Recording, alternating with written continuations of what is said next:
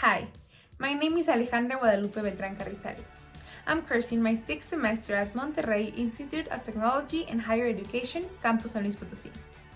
I will now present my final project for the 21st Century Science and Technology course, an investigation into the social implications of the political interest in Mexican education.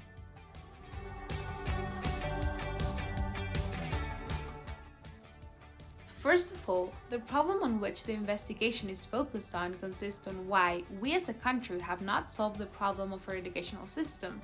I mean, it is well known that education is one of the main pillars in the development of a country, so consequently it's a top list concern for governments all over the world. However, in Mexico, despite all the supposedly greater efforts our state makes, we are lagging far behind. Shouldn't our representatives have presented concrete actions to improve education at this point? Although, especially in recent years, we have seen many actions that intend to upgrade the system, for example, reforms and policies, these most of the time have resulted counterproductive and have only brought more conflict and scandal. But why? To help us answer this question, two main variables were established.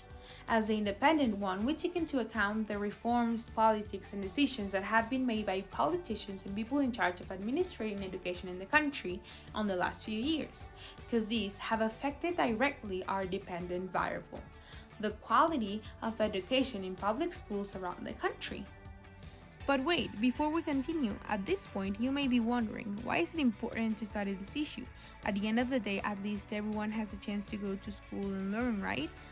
Well, yes, theoretically, yes. However, in practice, education is neither accessible nor of good quality, and there's data that proves it. For example, the fact that 3 of every 10 kids have to drop out of school due to lack of money, or the results from the PISA evaluation that show that Mexico is far from the OECD average. We need to pay attention and start questioning, why is this happening? The ones who administer this are our representatives, so if the system isn't working, perhaps it's time to pay attention and start seeing if the decisions that have been taken are truly thinking in the best outcome for Mexicans or are just a peon in a much bigger political game full with second intentions. I know it sounds kind of complicated, but to make it easier to comprehend, basically through this research, we're gonna try to answer the following question. Does the personal interest of politicians affect the quality of the Mexican educational system?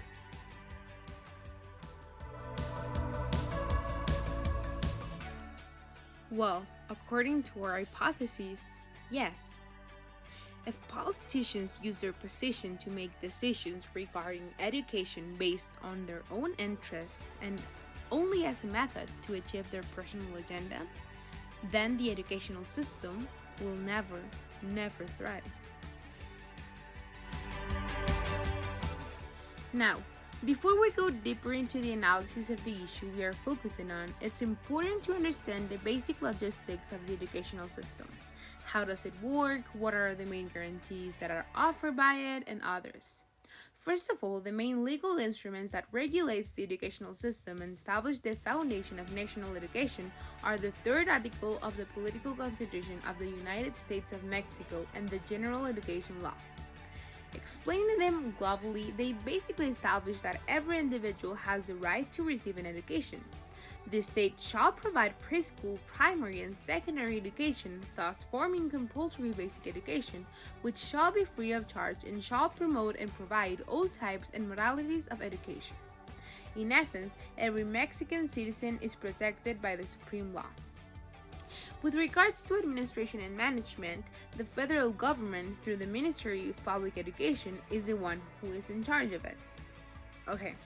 So now that we have established the basic concepts to be able to expand our vision and have a wider point of view regarding the hypothesis, it's important to analyze the most field-changing event that occurred on the past years concerning the Mexican educational system. The perfect example is the educational reform introduced in 2013 by President Enrique Peña Nieto. He said that our educational system had been authentically colonized by outside interests and produced dysfunctional results, and that it did not honor the potential and vocation of Mexico's teachers, so therefore it had to be changed. This reform was solely based on 3 main objectives: train better teachers, develop better content, and deliver better schools across the country, which in concept sounded really nice. However, when applied to real life, the implications were beyond anyone would have imagined. Basically, his logic was the following. Educators are one of the most important elements in the educational system, so it's logical to want that those who fill these positions are people who are well prepared. So he added a new policy that stated that all the teachers must be evaluated through an exam with frequency to determine if they were correctly trained for the job. If they failed the first time, they would have to take a course and retake it. If it was a negative outcome again, they would have been delegated to an administrative position. After the announcement, there was a major discontent amongst teachers. Actually, in all states, they started massive protests to speak up against it, mostly organized by the National Coordinating Committee of Education Workers, who affirmed that the reform was a purely political strategy from the federal government to centralize the decisions again and gain more power, a very similar yet opposite opinion to those who were in favor of it, since they also said that the only reason why CNTE did not accept the reform was also because it would be inconvenient for their own political agenda, because it would destroy their nepotism network and consequently their profit. So who has the winning argument?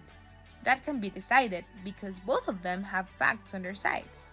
However, regardless of which statement is correct, at the end of the day, the education of thousands of children was indeed affected by these counter-arguments. The political interests of both sides were involved and affected the education on the country. Okay, now before we move on to the second thing we will analyze, we will discuss a little bit about the experimental design of the research. First of all, the thing that I did was a brainstorm and decided I wanted to talk about education. After, I found a team that was also going to talk about the same topic, so I joined them and narrowed my options to the one I have now. After I did the research and started to create my objective, my hypotheses, and my theoretical framework. Once I had all that done, I began to create my survey, and after my teacher approved it, I began to apply it. And then I began to establish the variables to my research and basically planned how I was going to present the results obtained by my survey. And once I had all that figured out, I began to work on my second partial and my final delivery. Okay, as promised, the second element. In order to get different perspectives regarding the topic, a survey was applied to 41 people from San Luis Potosí with an age range from 17 to 60 years old. It was made on Google Forms and it consisted of 15 questions, of which 5 were open and 10 were of the quantitative type. There are 3 main things that the majority of the people who responded to the survey agreed on. Number 1. The educational system should change because it's not accessible and the quality of it isn't at the level it should be. Number 2, Mexican politicians aren't doing enough for the citizens, and there are factors that interfere with the politics in our country. And finally, number 3, politicians don't do enough things to improve the educational system, and they prioritize their own interest over making decisions that benefit the country. In conclusion, after analyzing one of the most important reforms regarding education and gathering opinions from the very own citizens, it's evident that something has prevented the progress of education. Those who are in positions of power have prioritized themselves instead of working and making decisions to benefit society.